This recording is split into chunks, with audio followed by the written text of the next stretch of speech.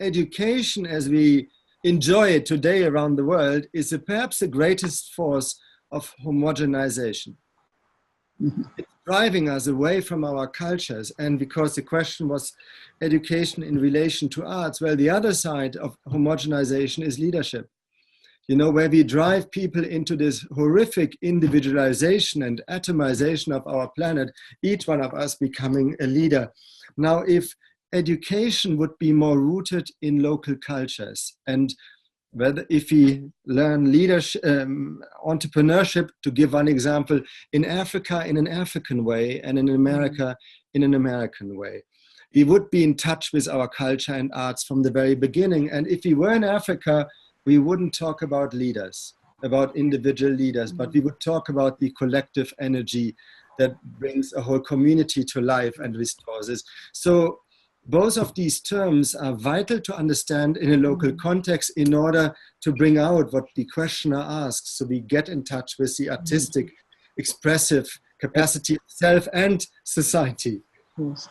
Well, as you both know, and as I think we together have all been doing, is that we have been so-called evoking, midwifing, if you will, leaders in many countries. I've worked in 109, you've all worked in something similar.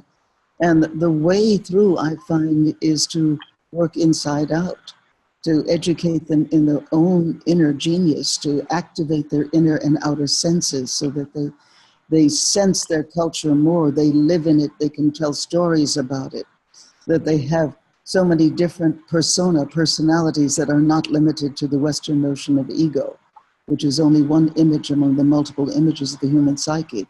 So that they are, take Bali, for example. You go to Bali, and yes, they are rice farmers, but they're also singers, they're also dancers, they're also profound ritualists, and we can go on.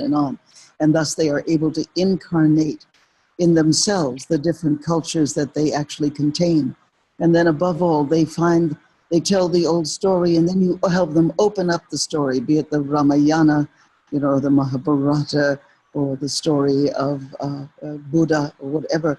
They open it up so it becomes fresh and new. And so they tell the story to a certain point, and then they say, and then what Buddha did is he walked down the street and he said, hi, folks. You know, I was at a play last night, a wonderful, wonderful play where it took place in the 1530s, and it was two Catholic monks, and they were so afraid that their beautiful statue of the Virgin was going to be taken away. And suddenly the Virgin Mary, who was so lovely, played by a Jewish girl, said, listen, fellows, you're not doing the thing. Come on. What you really got to realize is, and she evoked something. So, and then they all sang and spoke the Kaddish and went, Shema Yisrael Adonai, instead of la la la la. But it was a wonderful sense of when you let the depth of the original culture retrain people in their art, in their mind, in their spirit, in their imagery, in their multiple personalities, in their new story, and above all, in the spirit that is sourcing us all simultaneously at the same time, then culture transcends the war and the pathology.